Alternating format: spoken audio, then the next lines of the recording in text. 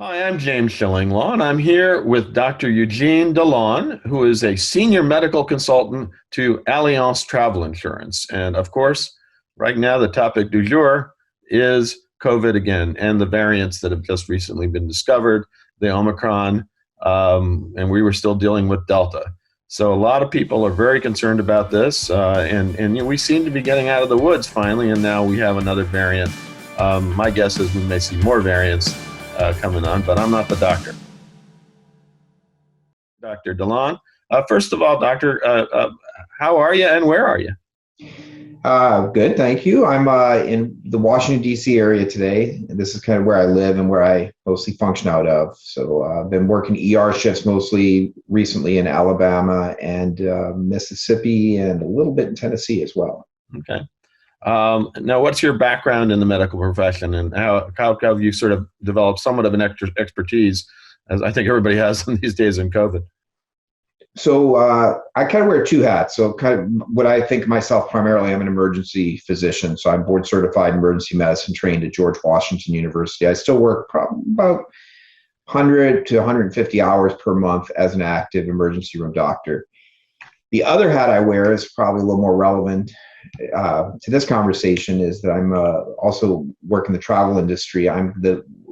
Work with a company with Sentinel Med, which we're the background piece for travel insurances, including Allianz Travel Insurance is one of our big clients. So we're the guys in the background that decide when people need to be moved, if they're getting good care, how they're at what point it makes the most sense.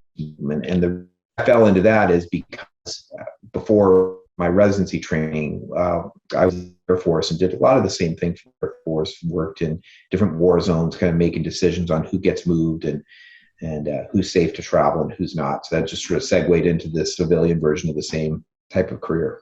No, that's great. And obviously, you've seen over the past couple of years this emergence of COVID. And, I'm kind of curious if you've been doing emergency medicine. Are you just personally seeing more cases in the recent days or weeks?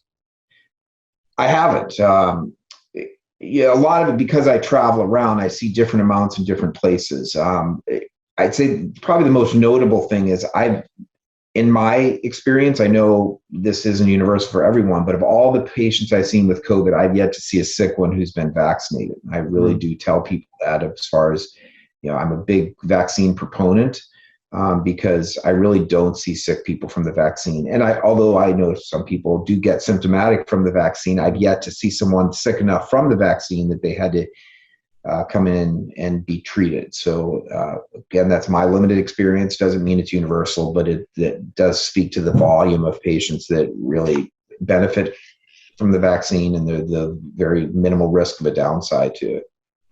Now, let's get to the heart of the matter. It seems like just yesterday, and it probably was yesterday, suddenly this Omicron variant emerges. Why did it suddenly seem to come out of nowhere, or is this was just going to happen, since this is a disease, unfortunately, that is going to have variants. We had the variant D, and there were probably others. There were others because there were other letters there. Why did this just suddenly happen? Well, I don't think it wasn't unexpected at all. And it's like the flu. Every year we have many different strains of the flu. Right. That's what viruses do. They mutate. Every year we get a flu vaccine, and that flu vaccine is actually a combination of the three most common variants from the previous year. And there's not enough Greek alphabets out there to name all the different varieties of the flu, and none of us really care. We just know we get flu vaccines. And so yeah, this is completely expected that this was going to happen. So I don't think it came from nowhere. I'm actually encouraged by the fact that we weren't aware of it, because I think the reason is because it's such a mild form of it that just people aren't getting that sick. And so the South Africans were the unfortunate ones who decided to describe it. And so they, at least initially, were sort of blamed with the originating it, but that's not necessarily the case. It's just we're seeing a lot of it there because their vaccination rates are so low. So they just have more COVID in general. So you're going to more likely to see this new variant. So yeah, that's one point I wanted to ask you, because obviously they were, their travel was affected right away. That there were a lot of travel bans on flights from South Africa, at least for South Africans, if you were there as an American. you could come back. And of course, then anecdotally, we kept hearing about Americans who had been in South Africa who had come back and had COVID. So suddenly we're going to ban South Africa and Southern Africa. And I don't know if that's the right thing to do or not. Yeah, the horse was already out of the barn at that point. I think it just, what happens is in these situations is governments feel like they have to do something to keep their people in their countries happy. So they come up with these travel bans, which for the majority of people who don't travel, it seems like a good idea. But for those of us who do travel, we realize it's really, it's way too little, way too late, and it's never going to happen anyway. That's going to spread. And like we saw with Delta, you initially remember it was in India and the UK, and within a week it was everywhere. And this is the same thing with the Omicron. So these travel bans probably, everybody's worried about that, and a lot of governments. And then, of course, but there's infections everywhere. I mean, we had Austria just go into lockdown, which I'm not so sure is a good thing either. And they had nothing to do with Omicron, but they were just seeing rising infection rates because a lot of them were not vaccinated. Yep. It goes back to the vaccination rate.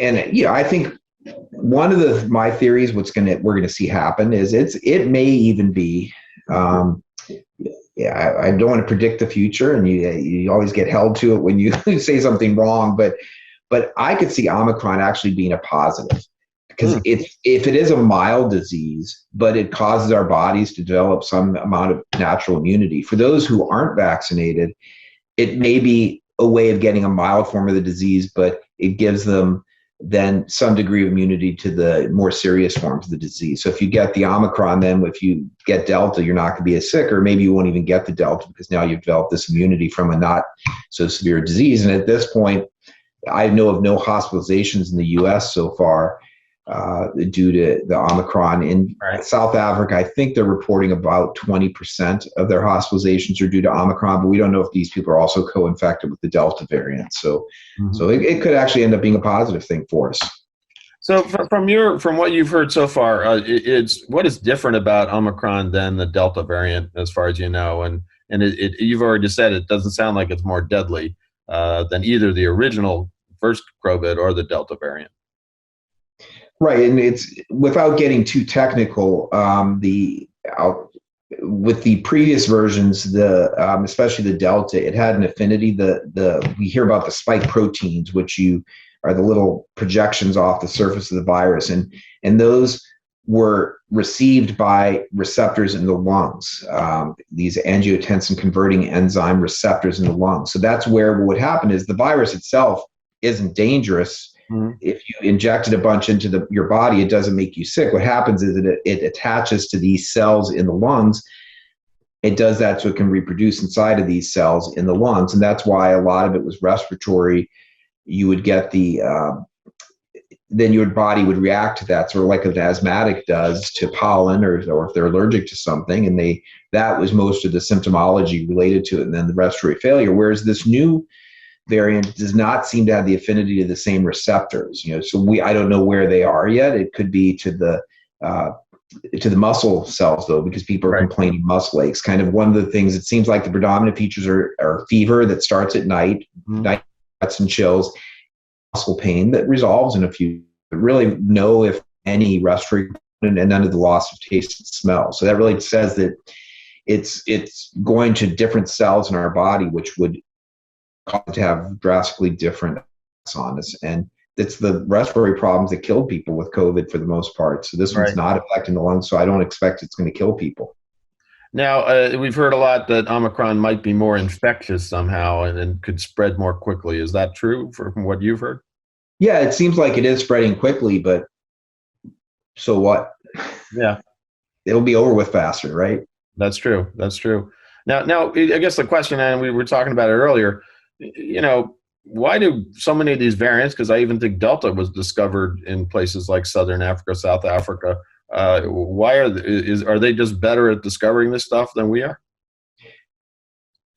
Well, they have a whole lot more COVID because of the vaccination rates, and Africa as a continent is just horrible as far as vaccination rates. South Africa at 24%, I think the last time I looked, is the shining star of Africa. Many of the countries are less than 1% vaccinated. So for one thing, when you have a whole lot more people getting sick, you're going to have, it's going to be easier to detect a variant when it's new because you have more people with it in general. But also, it speaks to, again, to the vaccine, why people should get vaccinated, because the more that every time that this virus replicates, there's a chance that it can develop a new mutation. It's a copying error.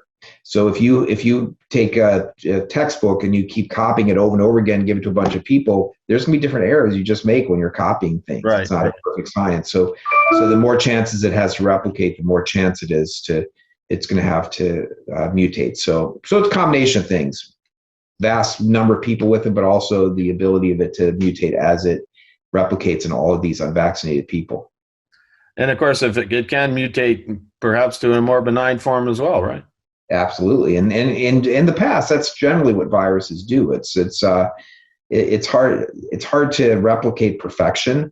And so if it's really good and it's making people sick as it mutates, it's probably going to be less effective. It's going to get watered down. That being said, the perfect virus is one that does let its host live because it depends on the host to replicate. Right. So it doesn't want to kill you too fast. It wants to reproduce before that. So if it's too good, it's not going to replicate. But after a while, as it mutates, it's probably going to become less virulent. Well, I'm starting to think of that movie Alien, where the thing is inside you and it doesn't want to let you, it lets you live, right? And so that's right. Still has to give birth, right? Yep. Well, it's like we said, it's the same thing in war with you. You want to. It's much better to hurt people than to kill them because then you've got a bunch of sick people to deal with, and it's sometimes that's worse. But in this case, definitely, it's the virus wants you alive so it can replicate. Now we talked briefly about it, but we're seeing these lockdowns, not lockdowns. I think in this case, we've seen travel bans. We've also seen a lot of sort of new protocols instituted by the United States. In fact, now they have, it used to be 48 hours before you could take your antigen test before you return to the United States, or whether you were a foreign national coming into the United States. Now it's suddenly 24. Are these correct policies, or are these just something to make everybody, feel better and more secure? Well, I have a personal opinion. I don't know if I can address that professionally because I think it doesn't make sense. You may catch one or two more people by checking the day before, but there's still going to be the vast majority of people are going to be traveling anyway, and it's not going to affect the spread of it to any really significant degree. I think it's, again, people saying they want to do something. The two guys in Israel who brought it to Israel, the ones that they've traced it to, or at least one of them was at a conference in London, and he tested positive the day before he went, developed it 3 days later. So that's not going to stop everyone either.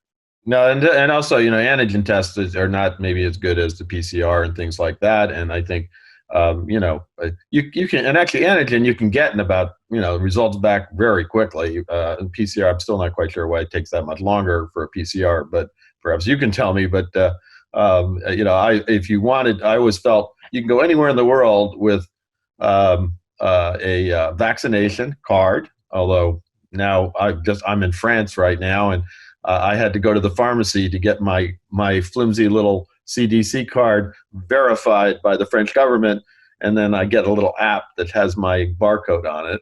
Mm-hmm. I wish I could take that everywhere, but I also had to pay about 30 euros for that. So I guess they got a little, extra money on me, a tourist spend. So we have that, and so you get with a PCR, you get, and then you get a PCR test, you get the vaccination card, and then the worst thing, you fill out the bloody health form, which is, in France, the health form was fairly benign, except it was very legal. Like it felt like I was signing a contract that I was, I was adhering that everything I said was correct under penalty of law or something. But do you think that right now you can still say that people, if they have those things, if you are vaccinated, if you take a COVID test of some kind, hopefully PCR, and of course fill out the form, you can really travel almost anywhere except right now maybe China, Australia, New Zealand, those kind of places?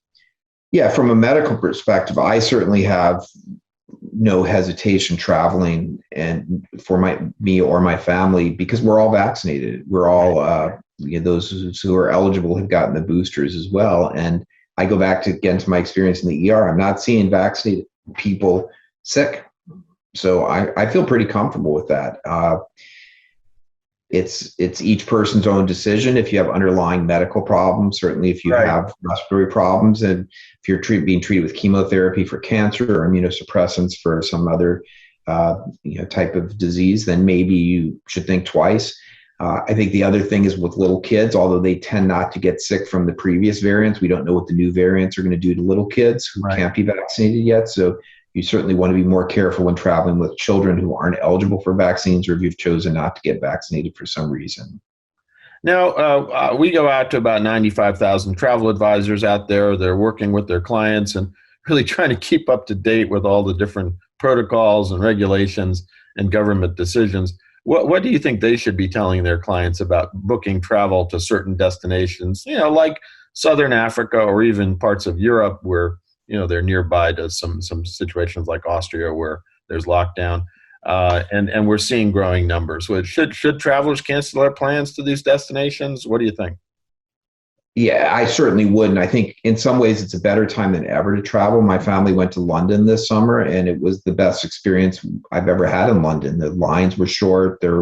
People were friendly. People were appreciate tourists more than they ever had. Right. So I would say that, however, from a medical perspective, no problem with it. I think you'll be fine. Take precautions, of course. You don't want to be touching things you don't have to touch, and wash your hands frequently. If you're in a crowded area, it never hurts to wear a mask. Mm-hmm. But on the other side is putting my non-medical travel insurance hat on. If you ever were going to get travel insurance, now is the time to do it, because Right. trips may cancel not because you're sick, but because the government decides to impose another arbitrary rule that makes no sense medically, or that there's flights are canceled, or a member of your party gets sick and you can't get back into the country. So that now, for sure, if you didn't get travel insurance now, I certainly wouldn't. Yeah, and people are. I mean, I'm seeing with Allianz Travel Insurance, the last I looked, I think they said their numbers are up like 15% of people Right. that when they're flying, they're checking the box. So, so that certainly get insurance if you're going to go at this point, because it's for that extra money. Yeah, it's worth it. Well, also with this new variant, I think one of the as you were talking about positives, one of the positives has been that they've seen more people trying to get vaccines. Yeah. And, so this is another spur to getting those people who are still reluctant to rethink, and especially if you want to travel. I don't think if you're going to travel, I think it's very hard to travel without a vaccine, a double vaccination. Yeah, and I think also speaking to that with the vaccine, people, and I know that some people, and I get it, that if you've had COVID, you say, well, I already have antibodies to it. Why do I need to get vaccinated? I've heard this argument from people. There's a pregnant nurse I work with who's saying that. Why I'm pregnant, I don't want to get vaccinated. I've had it. I think with the new Omicron, that helps demonstrate why you still need to get vaccinated. Because if you had COVID a year ago, Right. you probably have a natural immunity, but it's much more specific to the type of COVID, whatever variant it was you were infected with. Whereas the vaccines really cause you to develop a much broader immunity. So Right. a natural infection may not protect you from the future variants, whereas a vaccine would. So, yeah, if you're traveling, even if you've had COVID, get the vaccine. And would you say one of the recommendations, certainly from the government, has been if you have had the vaccine, maybe, and it's now they've said everybody should get the booster. Would you say that that's probably a good idea too? Absolutely. It's an exponential increase in the protective antibodies and the immunity that you develop as a result of that booster. Now, you talked a little bit about the procedures that maybe travelers should follow if they do decide to travel, or should they do the usual hand washing, mask wearing, social distance, those kind of things still? I know, I'll be honest with you, I read somewhere, and I don't, it's like a lot of this is rumor and innuendo. You hear somebody said somebody, about this, and it's, passed down stories, and said that you really can't get COVID from surfaces, even though, there's, a lot of travel companies spent a lot of money making sure that everything is clean, but I'm not sure if that's true either. Yeah, I don't know if anyone does. I think back to when this first started, if you remember, they were doing studies on glass surfaces versus metal surfaces. And yeah, all that seems kind of silly right now. I'd say the easy things, there's no downside to doing them. So, however, there's limitations to all that. For example, with masks, a mask, a regular non, and the The N95 versus. thank you, the N95. I'm blanking. The N95. We call them the duckbill masks, and the masks in the ER because they look like duckbills. So if you don't have one of those that filters out virus particles, really the main purpose of the mask is to protect other people from you. It's protecting you from spreading it. So if you really are concerned, you should have an N95 mask on. Right. If you're going to wear gloves, change them, because I see people all the time. It kills me. They're touching the buttons in the elevator with their gloved hands, but then they're eating their sandwich with the same hand. You're like, really? It's the same thing as not wearing the gloves. So if you're going to do these things, know why you're doing them, understand why you're doing them, and I do believe there's some protection. We've, like last flu season, we saw a drastic decrease in the number of flu cases we had. So something was causing that. The lack of interaction we had with people, maybe it was the masks, but no downside. But I wouldn't rely on them too much and just think about, does it make sense? Surfaces, sure, let's wipe them down and all, but don't be paranoid about it to the point that you see these people in the airport dressed in these hazmat suits. Yeah, right. Yeah. Yeah, it's that's that too. But I've taken, sometimes if I don't feel like, they always, the flight attendants always hand you that little wipe, and I sometimes don't take it anymore because I'm either carrying something, and so that's okay. I'm all right. I'll be all right. But that's I guess a personal choice about what you want to do. But now let's talk a little bit, sort of close this out by, are we going to continue to see the emergence of more COVID variants? Is there any way to stop that? Or maybe we don't want to, as we were suggesting earlier, because maybe some of these variants are going to be more benign. And how can we live with COVID and its variants without really shutting down the entire world again? I think they're not doing that this time so far, which I'm pleased to see. At least, some countries were in the process of that had very low vaccination rates. But, the biggest thing for travel and for travelers is the fear that things are going to get shut down, they get stuck. So far, I haven't seen that. But is that what you're thinking at this point, that we got to live with this and we got to be smart about it, but not disrupt everything? Yeah, it's really the flu. It's no different than the way the flu is and was. That for naive populations, virgin populations that have never seen the flu, it can be very deadly. Right. And that's all that this is. It was when it first came out, it was something so different that none of us had natural immunity to it. It's, you look back in history before we were all flying around the world, it would happen when Captain Cook explored and brought diseases around the world with him. It's no different. It's just now we travel a lot faster. So, but as our population does develop this herd immunity, the new variants will have some immunity to it. It may make us sicker one year than the other, but just like the flu, some years we see really bad strains and some years they're barely detectable. We're all going to have vaccines for this. It's going to be a yearly vaccine, maybe combined with the flu one year. And COVID, to me, we've seen it. It's going to keep happening, but we're going to forget about it in a few years. It's going to be no different than the flu or the common cold. And I just hope there's not some new, different virus that comes and starts the whole thing. If it does, maybe we'll be a little smarter and tackle it differently next time. But COVID's not it. We're already there. We're on our way to becoming immune as a population to it. Well, that's good news, thank God. And then, but for the moment, we're still going to have to deal with all these kind of, regulations and changes in policies and protocols that, we were just talking earlier before we started the interview about, what do you do when you're at sea on a cruise ship and you get tested, and what are they going to do, if you test positive at that point, and what do you, when you come back? And so we're always dealing with more problems now as travelers. But the fact is, if you want to travel, you can today, I think, and you just have to put up with that. It's just another thing that's happening. And it's truly is a great time to travel. My experience this summer was, I think, indicative of that.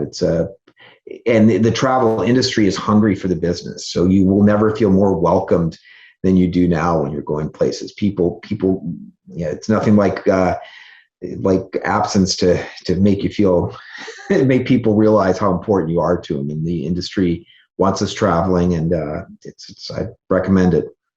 Absolutely, and that's been my experience as well. It's a great time to travel. It's a great time to cruise, and it's a great time to try out destinations because the crowds are not there right now. But I tell you something: in some places, they're coming back pretty quickly, no matter what. When you go, my experience so far is I'm thinking, oh, at the beginning there were no crowds, but we're starting to see crowds again. But that's hurry up and get out there before it happens. It's like Croatia. Remember when Croatia used to be a great place? It was empty and there was no one there and no one knew about it. Now everyone knows about it. So same thing, get out there before everyone discovers that this is the best time ever to travel. Absolutely. I was there when there were very few people, and I love the country, and I'd love to go back. But Dr. DeLon, thank you very much for taking the time to talk about this. It's obviously, here's another case where the variant came in and caused a lot of consternation for the last couple of weeks, even though it probably had been around for a few more weeks than that, as we're learning later. But again, I think your comments are quite valuable and sort of may put some perspective on